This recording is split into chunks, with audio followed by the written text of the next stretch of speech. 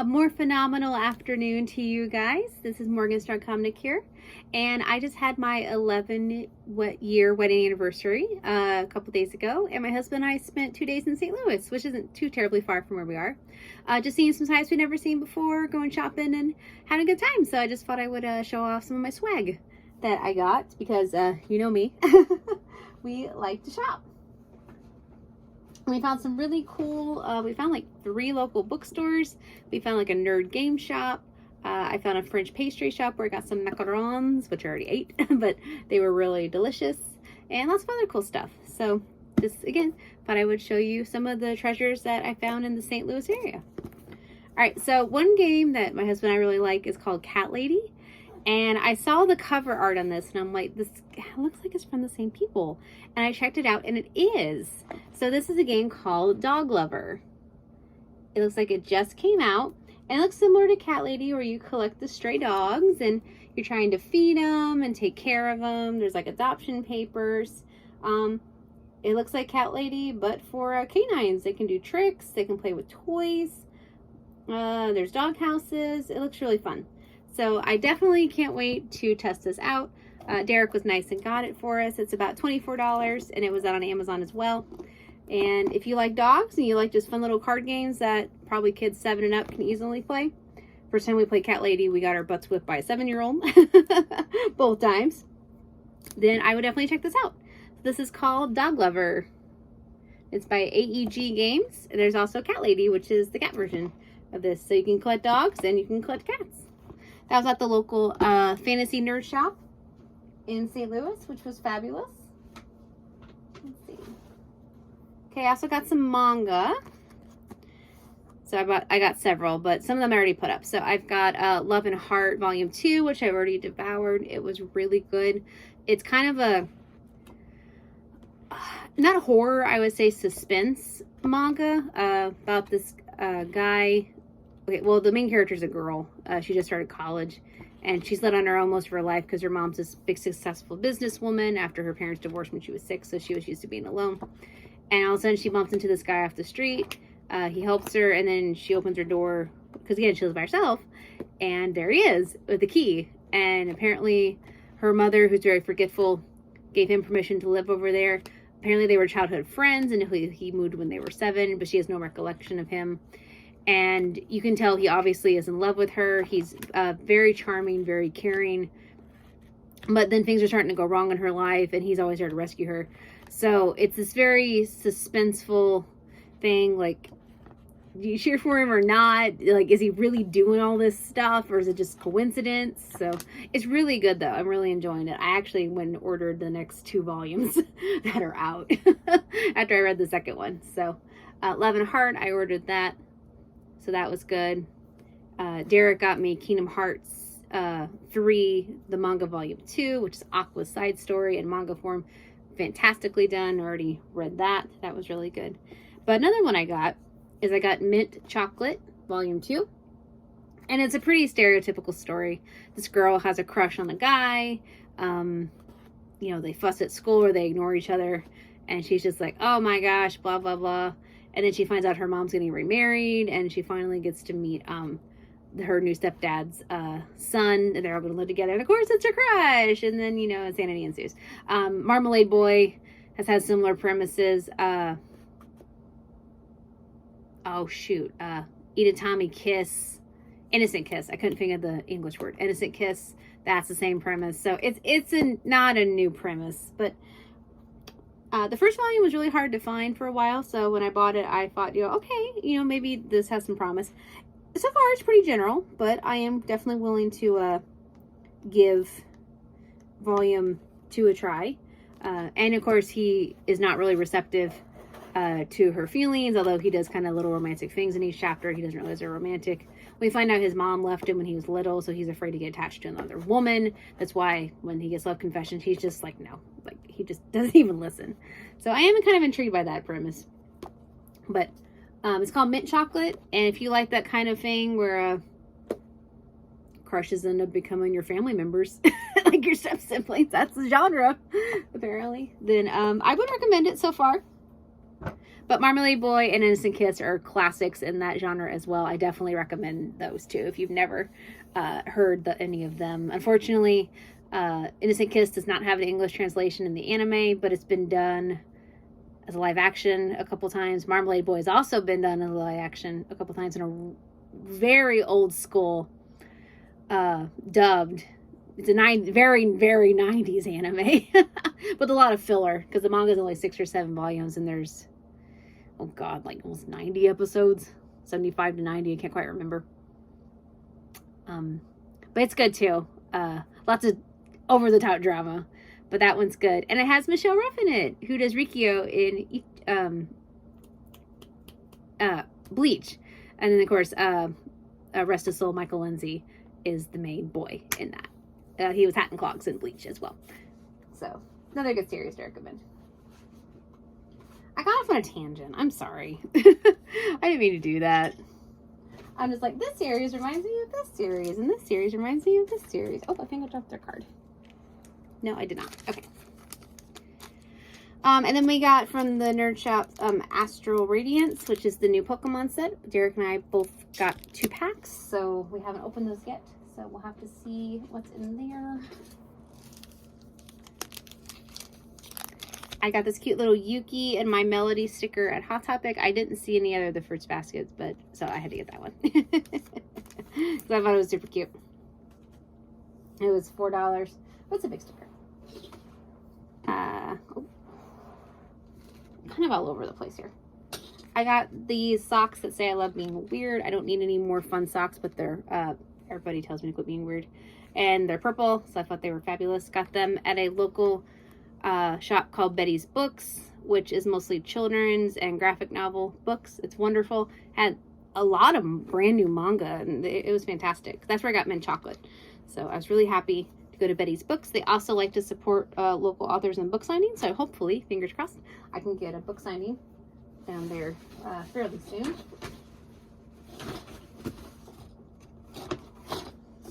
I also got this game at Betty's Books called Tofu Kingdom, which looks really cute. It's about $13. It was there and on Amazon.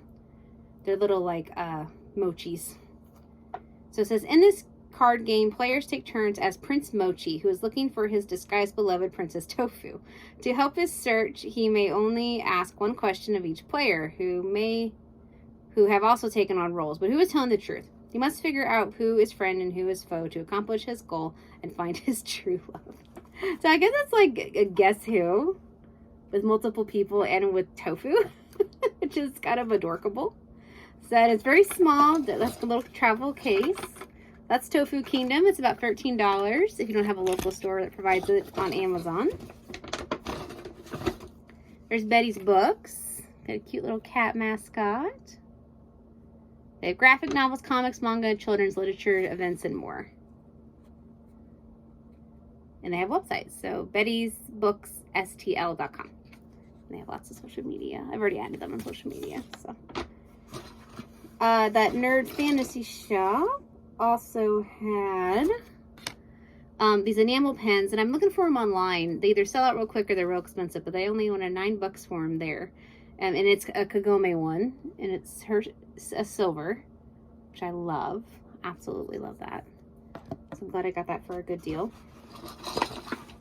And then there was a place called Haha Anime in West County Mall. And they had board games and some anime. And I go to an anime store and I buy buttons. Go figure. But you'll see why in a minute. So they're all Power Ranger buttons. And I'm glad they had them by category. So that one's an old school. It says Morphin. I got a Lord Zed. That's a gift.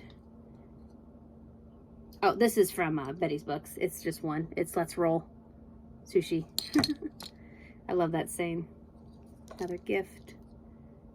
Another old school Go-Go Power Rangers with Tommy. That's purple. Goldar.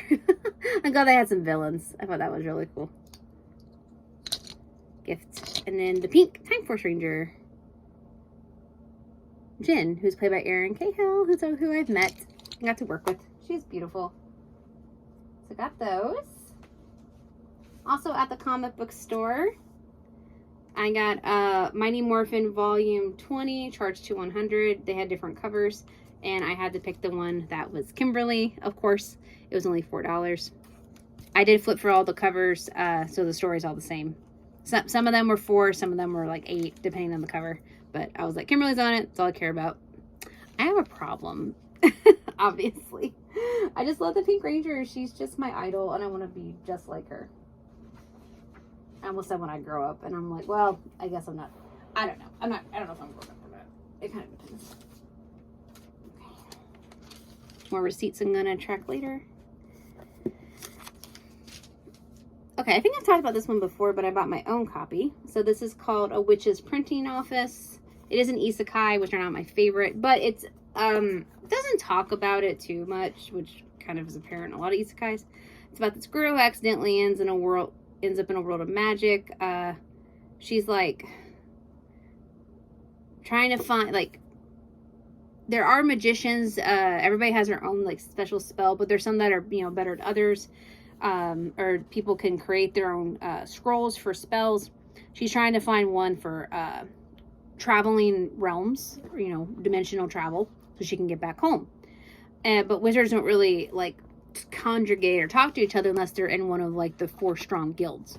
So she decides to basically make anime conventions a thing in this world for just wizards, and has like, it starts off, you know, small and then chaotic. So if you've ever been to a convention or worked a con, you'll definitely relate to it in that aspect. Or if you just like fantasy and seeing how she's incorporating like how to print things with magic, like a printing press with magic.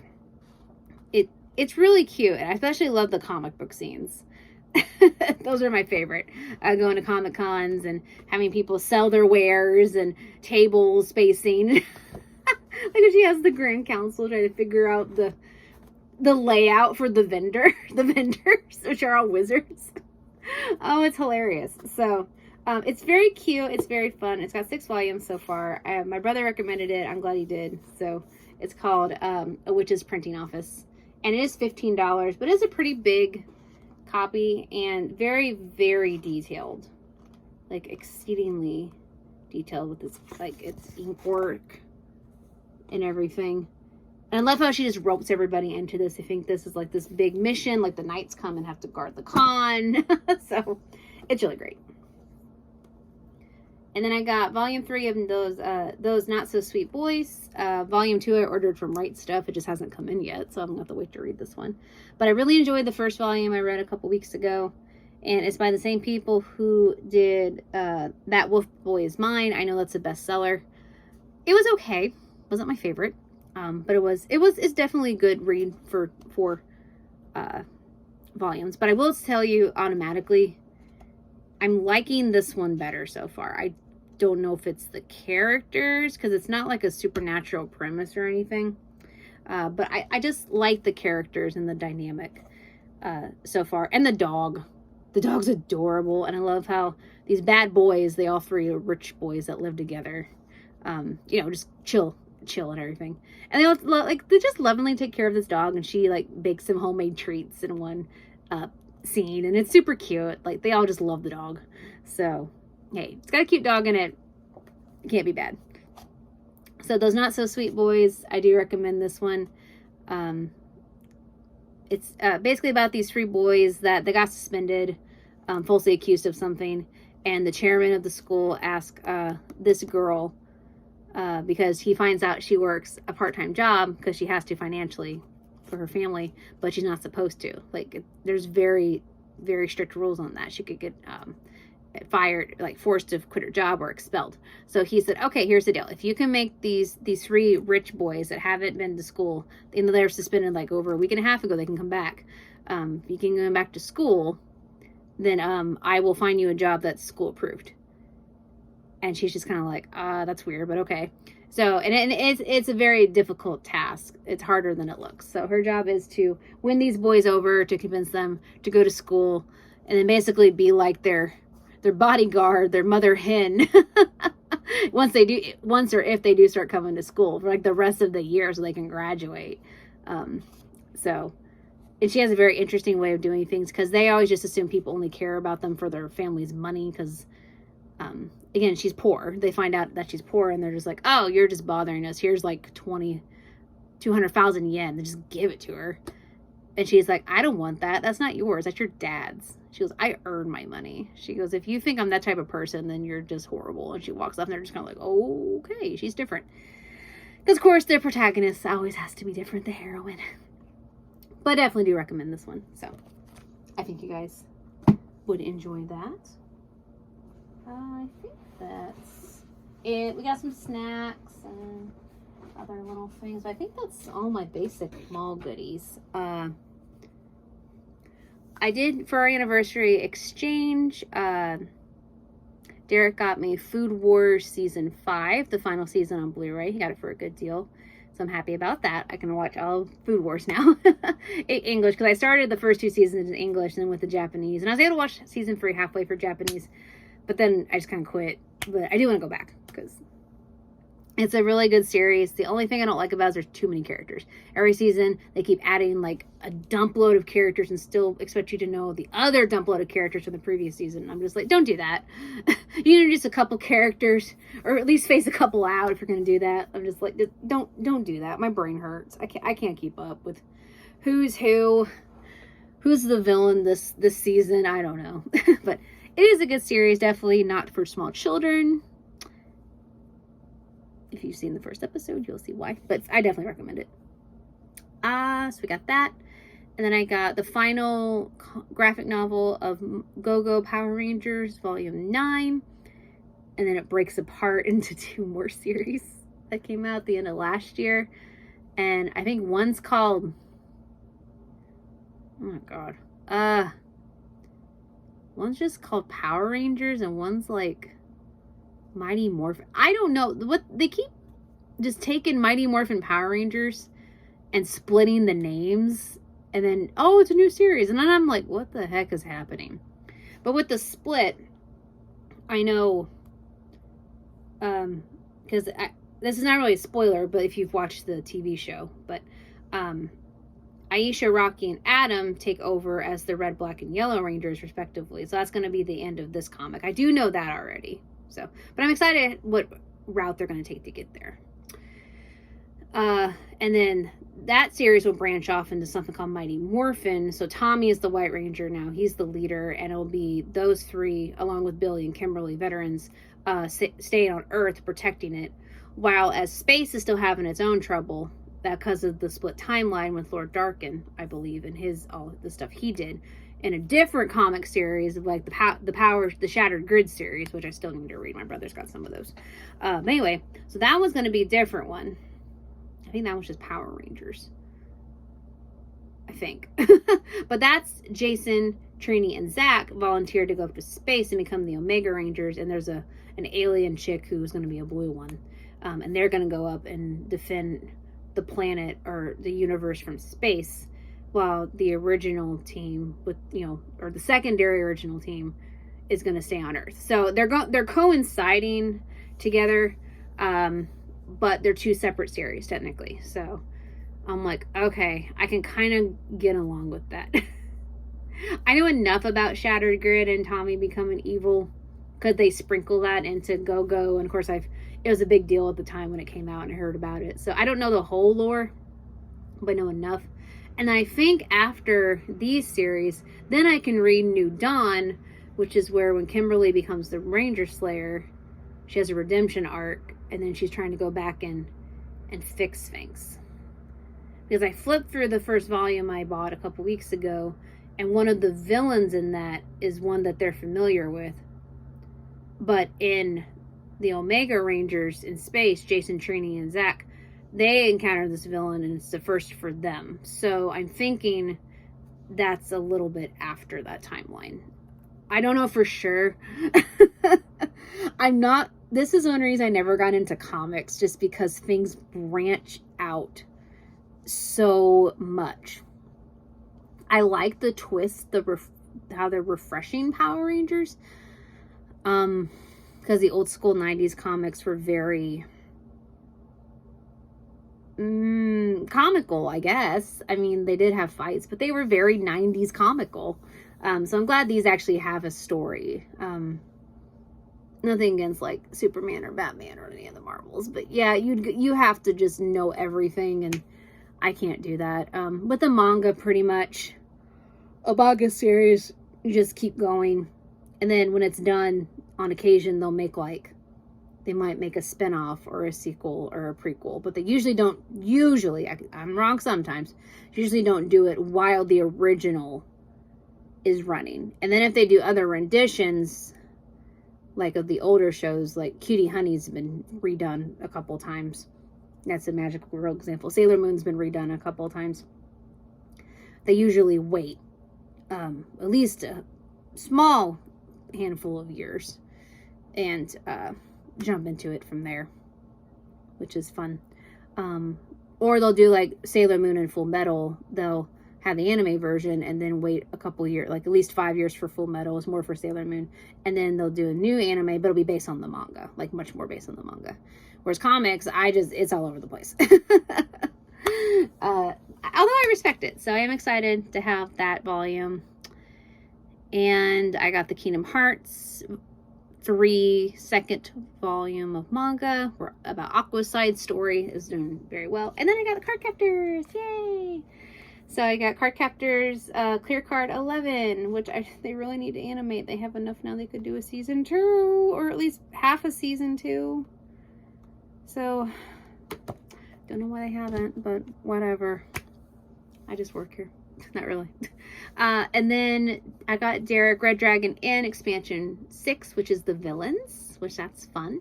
I got him Wrench the Cobalt, which is an ally side deck as well. So our box is getting very heavy, but we still got room for more characters, which that's exciting. I got him Vix and Vax, or Vax and Vex, Vax and Vex, which is a book based on Vax and Vex from the Critical Role series. It's actually a book. When you get him the audiobook, but it's only on Audible. He doesn't have Audible. And then lastly, I got him the season 2 final season of Noragami, which is called Noragami Arigato, which we absolutely love Yato. He's just hilarious, and it's been very intense so far. We're already about halfway done. I think we've watched 7 out of the 12 or 13 episodes, but it's very good. So we're very glad to have that as well. I highly recommend Noragami. It's got a lot of action and lore, but a lot of fun. It's got some heart, got some comedy. Some shocks. So very, very just good, well-rounded anime for 14 and up. All right, so my last big thing that I got, and I know I shouldn't have, but I bought myself a Build-A-Bear. It's their 25th anniversary, 25 years of heart and hugs, and I got the condo, and I love it. It's really cute. I loved just being in there with the energy, all the little kids, and I would love to work there if I lived in the city. I would have so much fun with that. But let me show you my friend. Okay. Oh, you dropped your accessories. Oh no. Oh no. I think. Maybe? Hold on. I don't see it. Okay, well, I'll find it in a minute. It maybe just fell out or something. Oh, there it is. I was like, I thought I saw it. Ugh. Okay, so this is my new friend, even though I have a zillion stuffed animals. This is my Harry Potter bear. So look at that. Super cute. It's super soft. I made sure it was very fluffy and soft. I didn't get the heartbeat because that was $6, and I didn't get the voice recording, which was $8 sound effect. But I did get a little smell sensor inside, and I got strawberries, and it really does smell like strawberries. Not overpowering, but it's definitely theirs. Look how cute she is. I usually make my stuffed animals boys. I don't know why, but the lady said it was a girl. Or she just said it on Insta. Oh, well, it's your Build-A-Bear. And I said, well, you know what? My other Build-A-Bear that I've got ages ago is a boy, so we can have a girl. So I saw the Harry Potter stuff, and I just thought it was so, so cute. So this is Nevlina. Combination of Neville and Fumbleina. So Nevelina. So, because I think deep down Neville would have been a really cute Hufflepuff. And this is maybe like his twin sister or little sister or something if, you know, circumstances were different. So I had to get the little Hufflepuff robe, of course. And I love how it has the hoofs for the ears. The beautiful gold. So cute. And then it comes, this is attached. Got the gray vest with the tie and the undershirt. Very classy. And then I had to get the scarf. They did have the Hufflepuff cup, but I didn't really think I needed the Hufflepuff cup. So super cute. I don't put shoes on my bears because I think that's kind of silly. They need soft little paws. And then even though I could have got the $4 one, I got the $12 one because if you press it right.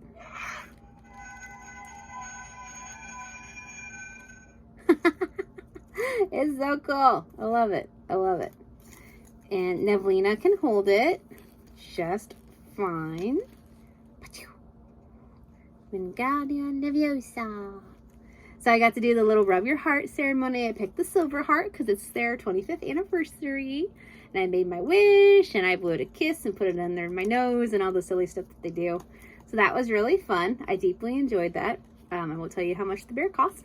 But then I got a little goodie. They didn't have Princess Jasmine outfits, so or would I got one, but I got this for Tamaki, who is my original Build-A-Bear. He's in a karate suit. But I got him a little magic sparkly lamp from Aladdin because I thought it was adorable. And I thought, you know what? It's been like 6 years. He deserves a little something too. So you and Tamaki are going to go be best friends. And we're going to have so much fun. And I got to wear my Hufflepuff swimsuit for the first time. When we had our jacuzzi room. We had a heart-shaped jacuzzi in our suite for our anniversary, which was really fun. And you were there. And I did not plan that. I did not plan that at all. But that was lots of fun. So that's just a little bit about my trip. I hope you guys are doing well. All right. Nevelina and I are going to say bye and let you know you guys are absolutely magical. All right. Take care, guys. Hope you enjoyed this unboxing swag. Toodaloo.